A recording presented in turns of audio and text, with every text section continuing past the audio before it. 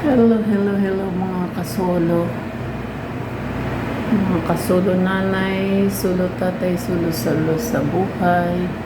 Welcome to my channel, Solo Parent Vlogs. Kami po ay nandito sa Middle East. Huwag kayo mag-alala sa amin at kami ay hindi kasali dun sa nagbubumbahan na bansa. Ramadan ngayon, haram, di ba? Fasting ako mga kasulong. Nagpa-fasting ako pag Ramadan. Kaya nagluluto ako sarili kong pagkain. Ayan. Kasi walang talbos ng ampalaya o malunggay. Yan, gagamitin ko. Jarjir. Yan, jarjir mga kasulong. Luluto ako ngayon ha. Magluluto ako ng kalabasa, ulo ng hipon, dikdikin ko yan. Tsaka meron akong nabiling mais. So, luluto tayo ng pang sahur. Ay, no, sahur. Hindi sahur, futur. Pang futur, sabi. Nagpa-fasting ako, kaya ko yan 1 month. Walang kain-kain ng 12 hours. Yala, umpisahan na natin. Gagadgad ako ng gadgarin ko muna ito at makapagluto ng pang-futur.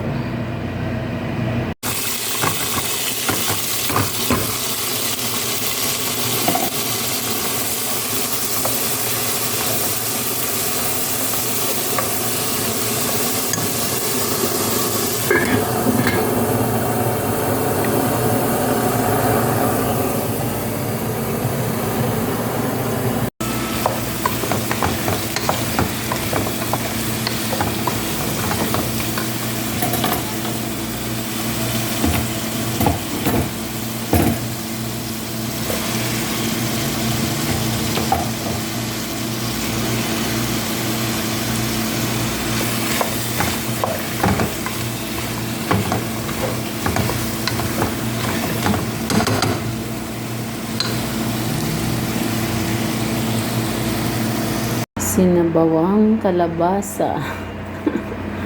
Sinabawang gulay. Ayan mga kasolo.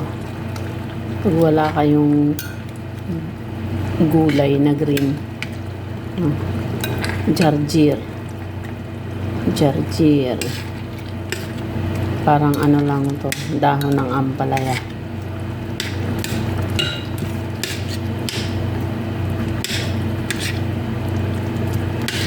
Pakuluin lang natin. Tapos isang kulo lang, pwede na yan mga kasolo.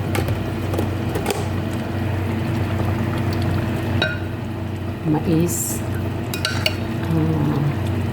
kalabasa at sabaw ng shrimp na dinikdik, ulo ng shrimp na dinikdik. Yala. Tara, kain tayo mga kasolo. Itlog. At kalabasa na may mais. Yung mais na may jar-jar.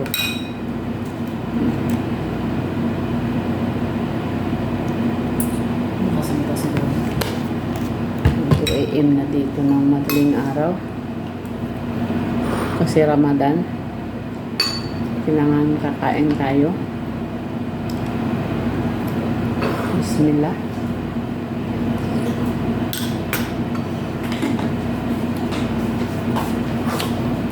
At fasting tayo bukas.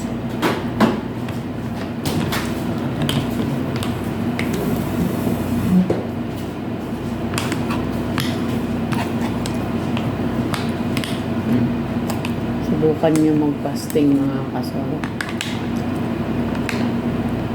Para yung cholesterol daw sa katawan magamit natin.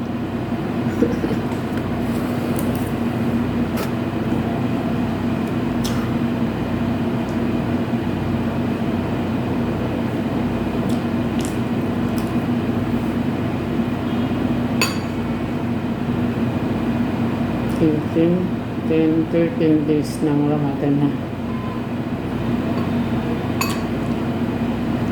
Tapos bubumbahan sila.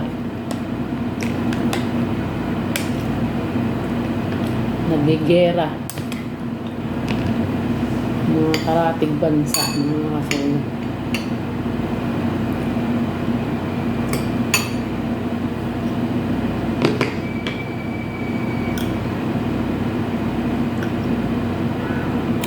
Pray lang tayo, mga kasolo.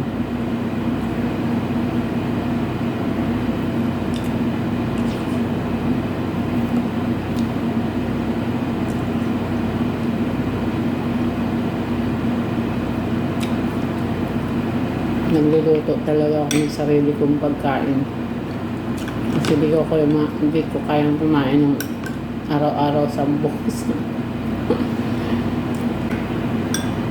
More on gulay talaga ako, mga kasolo. Tingnan ref namin.